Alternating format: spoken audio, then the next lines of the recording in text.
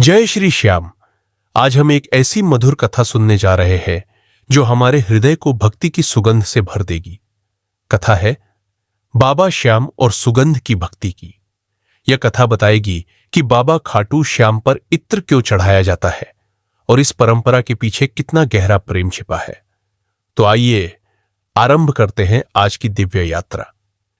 राजस्थान के पास एक शांत गांव था, श्यामपुर। वहीं रहती थी गौरी, एक निर्धन लेकिन अत्यंत श्रद्धालु महिला। उसका दिन बाबा श्याम के नाम से शुरू होता और उन्हीं के नाम पर समाप्त।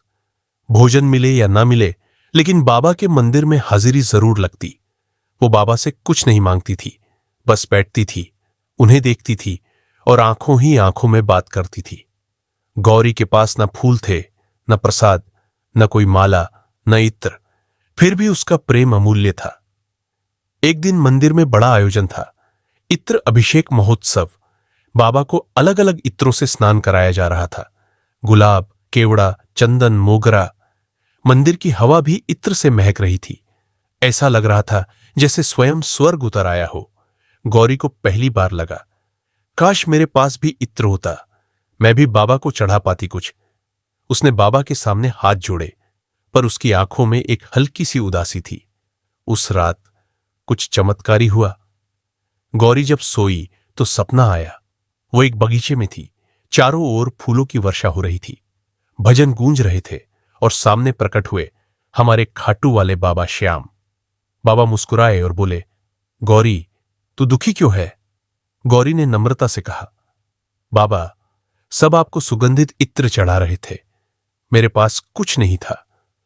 बाबा हंसे, बोले, गौरी, तेरी भक्ति की सुगंध इन इत्रों से कहीं ऊपर है। तेरे प्रेम की महक स्वर्ग से भी मधुर है।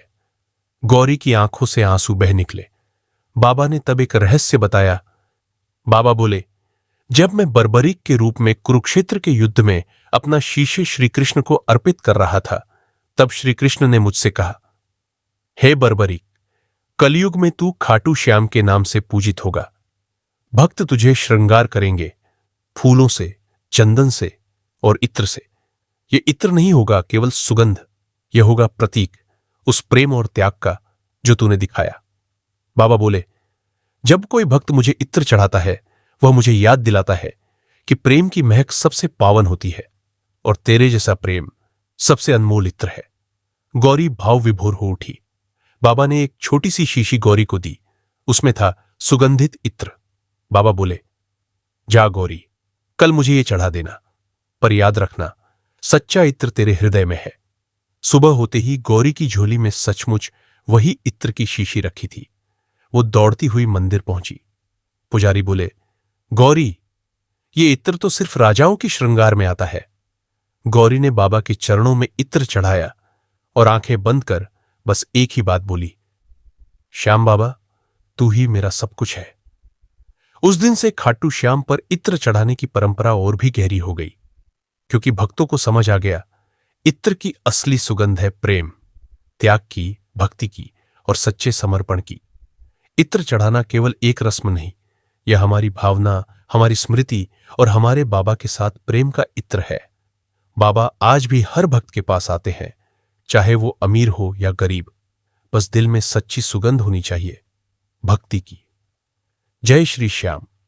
बाबा की कृपा आप सभी पर बनी रहे और जब भी आप बाबा को इत्र चढ़ाए तो याद रखें, आपका प्रेम, आपका समर्पण वही बाबा के लिए सबसे मधुर सुगंध है। खाटू वाले श्याम की जय। बोलो श्याम प्रेमियों, श्याम बाबा की जय। अगर आप चाहें तो मैं इसके लिए ऑडियो रिकॉर्डिंग गाइड, पार्श्व संगीत सुझाव या भजन सम्मिलित संस्करण भी बना सकता हूं। अगर आपको ये कथा पसंद आई हो, अगर आपके मन को बाबा श्याम की भक्ति ने छू लिया हो, तो कृपया खाटू श्याम कथा चैनल को लाइक करें, शेयर करें अपनों के साथ और सब्सक्राइब करना न भूलें, ताकि बाबा की कृपा और कथाएं हर दिल तक पहुंच सके। आपके एक क्लिक से किसी और को भी श्याम बाबा की भक्ति का रास्ता मिल सकता है।